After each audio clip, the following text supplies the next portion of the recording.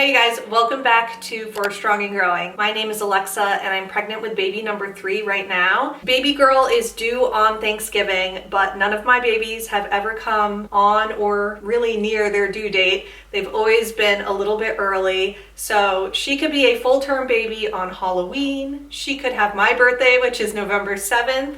Or maybe she'll make it all the way to her due date or past it. I am 34 weeks pregnant today, so I've gone through the entirety of week 33, and I want to go over all of the symptoms that I had this past week and just talk about baby's development, how she should be measuring at this point in the pregnancy, and just a couple little things that I've implemented into my daily routine at this point in my pregnancy. At 33 weeks pregnant, baby is about 17 inches long, 4¼ pounds, and is as big as a butternut squash. As per usual, I have all my symptoms written down on my phone in my notes app, so let's just start from the top. I had a migraine on October 3rd. If you remember back to week 23, I had a persistent migraine, which I've never had before. It was kind of like a migraine attack that I had that day, where a migraine started in the morning, which it does sometimes, but the weird thing was that after I took medicine, it would still keep coming back, and it came back I think 3 times that day, which has never happened to me before.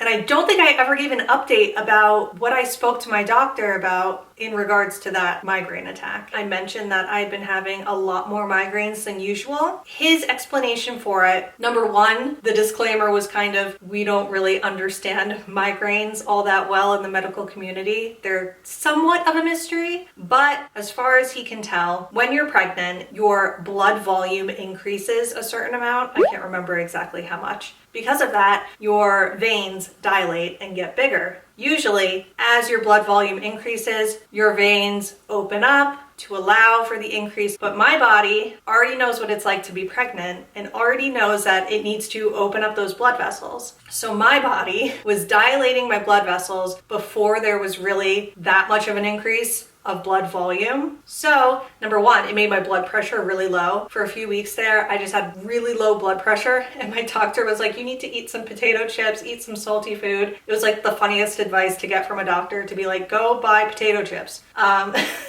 But also, in addition to making my blood pressure low, it was also giving me migraines. I did implement my potato chip doctor's diet into my lifestyle, and you know what? It actually really helped. My blood pressure is back to normal now, so that's good, and the migraines went away. This migraine that I had week 33 could very well be just a normal migraine that I would have had whether I was pregnant or not. And this migraine did go away when I took Tylenol. Second bullet point is heartburn. That's pretty self-explanatory. I've had heartburn for weeks and weeks and weeks. It's a very common pregnancy symptom, and unfortunately it gets worse and worse as the pregnancy goes on, and it doesn't go away until after baby is born. It's nice that I've been sleeping somewhat upright because of my hips, because my hips have also been hurting. I didn't write that down on here, but my hips have been hurting for a very long time, and I've been having a really hard time finding comfortable positions for sleeping. What's worked best for me is sleeping a little bit upright. That actually helps my heartburn as well. That really helps. Also, Tums. Tums are so amazing. I love them.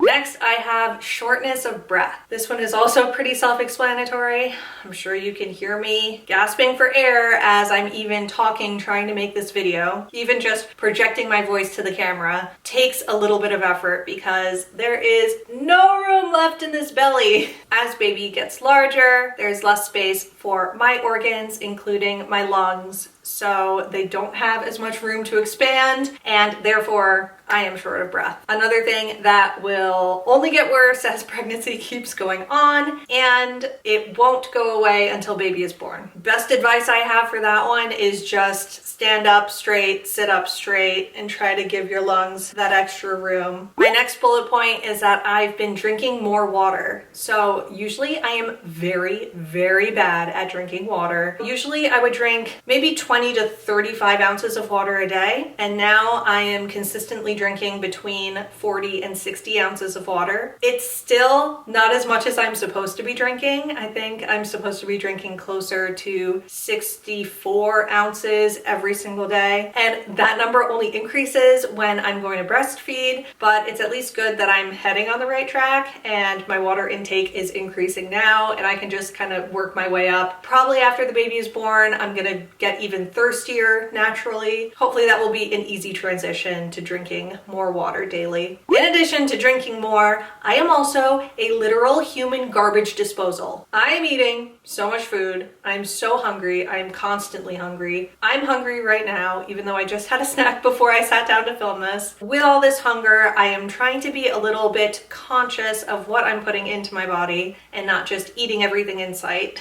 So actually, I've been watching a few videos here on YouTube of women who have gone into preterm labor around this time, around like 33, 34 weeks gestation. What I've noticed is that when they go into the hospital, they are given a magnesium shot to help the baby's brain develop and protect the baby's brain from the effects of preterm labor, which can lead to cerebral palsy and other types of problems with the brain. In addition to that, I've also seen that they get a steroid shot to help with the lungs development, but obviously I can't give myself steroids right now, but I thought, hey, maybe adding some magnesium to my diet would be a good thing to do. Of course, I do take a prenatal vitamin every single day that has magnesium in it, but I thought, what the heck, it doesn't hurt to also eat foods that are high in magnesium. That includes foods that I really already eat a lot of, like bananas, salmon, spinach. It's like a lot of leafy greens and nuts. Pumpkin seeds are very high in magnesium, so I bought some pumpkin seeds. It's the perfect season for pumpkin seeds anyway, so that works out well. I'm not 100% sure if it actually makes a difference,